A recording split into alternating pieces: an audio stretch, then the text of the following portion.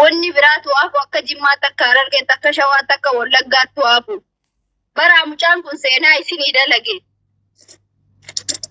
kenna rabbi dhugaa dalagannee isin biraan qabnu isinii kennine ayyee himbe saba kiyya wannummaan jedhame saba nin qaba biyya nin qaba ganda nin qaba wanni jedhamuuf saalfadhame yeroo kan wal arrabsu mana banattanii guru nama meeqa jira bileena meeqa jira warra si komandoo keessaa iyyuu rabbii jedhaati dirqama bakka mucaan kun ba'ee afoo keessan boo'u qaba tiktok ittiin guddifachuu facebook ittiin guddifachuu baraan isarraa dhabe ana isaa miti namni ganda kiyya waan naan jedhee sagalee isaanii osoo isin caqasiise hin saalfattan warabbal kaaba waan isin jedhanii gandummaadhaan isin keekan jechuun keessattuu warra si komandoo jechuun siifu bargassi qabuun kee waan isaan naan jedhan ana asirratti haasa'u hin barbaadu si komandoo keessaa namni tokko seenaa akka addunyaatti galmeessee aadallam akka addunyaatti isinii galmeessee jechuun har'a sa'aatii ani seera isaa cabsee siifu inaasa irra beedhinan saalfachiisin jedhee ani haasaa waan jaarsi kiyya natti meesa jalaa fudhachuu dhiise nuti akka dhuunfaattuu yumaa ilmaan kiyya gabbaaftee kadhattee eenyuun naa kadhadhu siin jedhe siifu kakaleetu ittiin naarrabsaa jiranii naan keekaa jiranii siifu wanni kun galma hin ga'u dhiisi siifu rabbii jedhi wallaahi ilmoo kiyya rabbi nan guddifachiisin siifu dhiisi taa'e rabbi jedhi wanni kun anaafsi wannu dhabsiisa jedhee ilmoo akka ati itti xaartee argatte anillee argadhe saba kiyyarraa hin saalfadhu jedheeti ilmaan kiyya gabbaase isin kadhadhe isin garuu har'a ambaatii meeqa jechuuf osoo rakkoo kiyya isinitti madhuu har'a inni jechuuf waan innillee akkas ta'e jedhee waan isaallee isinitti hin baasu waan ija arguu deemtan jechuudha. Oromoon bileena meeqa osoo teessuun akkami biyya kana keessa rakkannee sa'a 24 isinii boolla. Maan rakkoo qabamee yoo nu baastan homaa tola bara kan nu baastan as keessa tola nu baastan maallaqa sumunii takka isin hin gaafachiisu. Ani warra communitytti qaama kiyya itti ergee itti boo'e eenyu masuulinnatii keessa fudhataa nuun jedhan. Maal yoo masuulinnatii keenya fudhattanii asiin nu baastan maan rakkoo qabanu isin boonsina malee namaa gad isin hin goonu bara.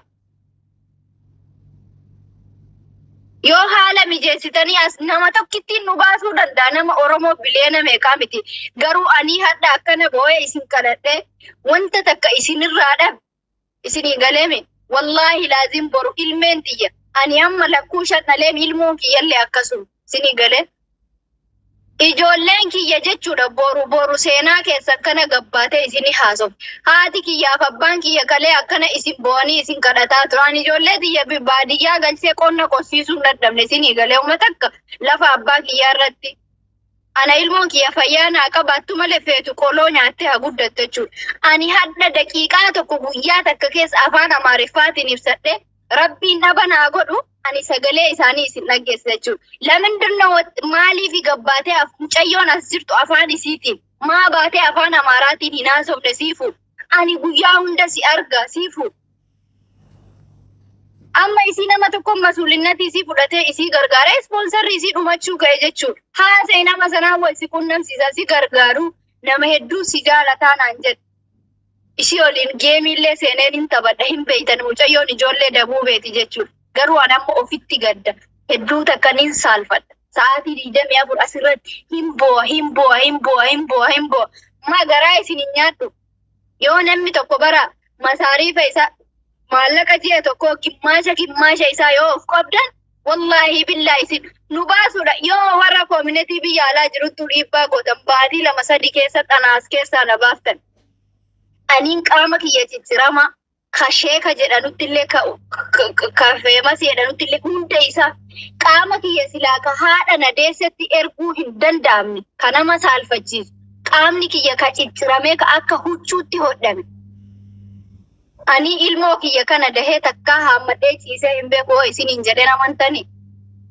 Wallaahi hammadhee ciisee hin beeku ijoolleen kun afuura kiyya shaarbii kiyya kana fa'aa itti mara afuura kiyyaan haguddattudha harma guyyaa takka hin oosine. Amma san darbee doktorri ilmaan kee marammaramuu qabdi dhukkubni kee kun ijoollee keetti taree jira. Yoo ammoo irratti hin darbine ijoolleen kee chee godhamtee sirraa fagaachuu qabdi. Isinii galee wallahi laazim Ijoolleen sirraa fagaachuu qabdi bakka nuti dhukkuba kee hin beeyne. Qorichillee formaata wayii sii godhaa hin jiru. Ilmaan keessaniin boo'inaa achi darba falakaa fi achi darbaa na jalan taa'inaati. Ani ijoolleen kiyya kun narraa fagaattee eessa godha? Amma ammoo abbaan mana kiyyaa gaafa kamisaa operaasyoonii ta'a. Kana laallu guroonni isinitti osoo kiyyaa boo'ee osoo kan ilmoo kiyyaa boo'u har'a baatii meeqa eega rakkoo kiyya isinii himachuu eegalee guyyaa kamsaati kan isaallee eeggadha. Garuu osoo isinitti boo'u wanni amma koomandoo jedhee isinii kaase kana jechuun yoo waa jedhan maa nuyiif jecha dhalchanii jettani warri kaan isaaniif jecha dhalchanii ol gargaaraa jirani ka fayyaa qabuu bahee ni rakkadhe jennaan gargaaramaa jiran. Warabbal kaaba gaafa kamsa asiraa irratti operaasyoonii seena jechuudha. Atantamaan inni ayyee mee akkam taana ishee nuti dalagannee isin biraa hin qabnu jennee osoo boonyu.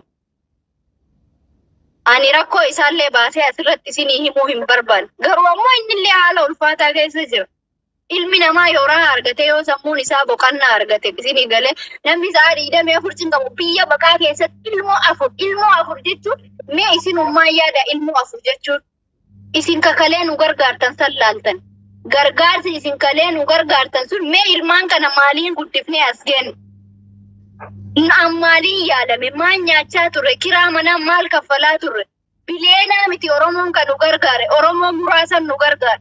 Waan nu gargaarame waan haferraallee kana goone bara'an silaa isin osoo beeytanii way intala gobazii akkanaa nu keessaa saba keenya anuu akkana bahee inni abbaan mana kiyya anniin saalfadha siifuutiyya jedhee boo'ee natti matee bakka isaa dhaabbadhee kan ilmaan isatti darbeeyyuu hin deemne jechuudha. Ilmoo kana ka isatti darbeeyyuu hin deemne isinii galeemi. Badaa sabni keetuu nan gargaaru maal uummanni ganda keetii jedhee osoo ilmaan kana darbee itti deemee akka fedhe ta'ee boru ilmoo kiyya fudhachuun hin danda'a. Namni kamiinuu nan dhorku. Seerri kamiiyyuu nan dhorku jechuudha.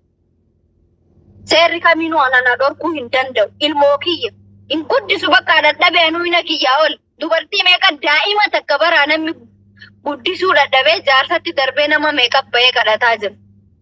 Garuu ammadaa kiyya dhokadhee dhukkuba kiyya dhokadhee rakkoo kiyya dhokadhee beela kiyya dhokadhee gaafa nan maallaqa aannaniin bituu dadhabeedhee asirra bahee isin ba'u feesbuukiin dirreen kun akkuma dirree xiyyaaraati sagalee kenna namni hunduu akka anaaf naa quuqamee jechuudha. Isinii galee?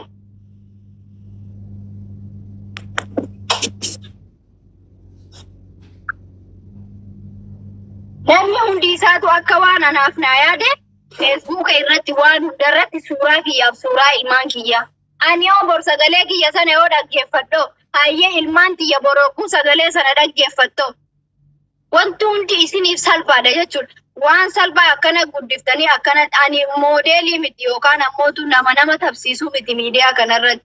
Ani akkamitti nama 200 nama 100 takka na hordofa deebi'ee nama 30tti gala. Maal rakkoo qaba yoo rakkoo keenya kana nu furtan hooma takka isin dhibu. Dirqamaan guyyaadhaan rakkoo kiyya bahee haasa'achuu qaba anuu ofis saalfadhe. Isinii miti yaa isin na cimuu dandeessan. Wanni kiyya kun isin na dhabsiisuu danda'a. Uummata keenya achi gora. Hundi keessan achi gora. Ergadhu mee Saara ergadhu gastiin naanna dide maali silamu bee?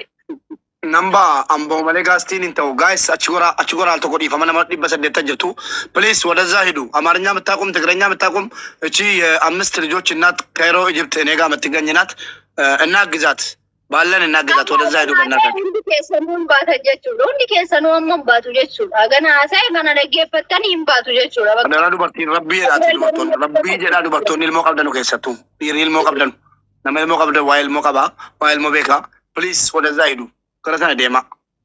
Rabbii jedhaati gara sana deema kullachu. Ayye gasteedhaan loo nuushi. Ciao.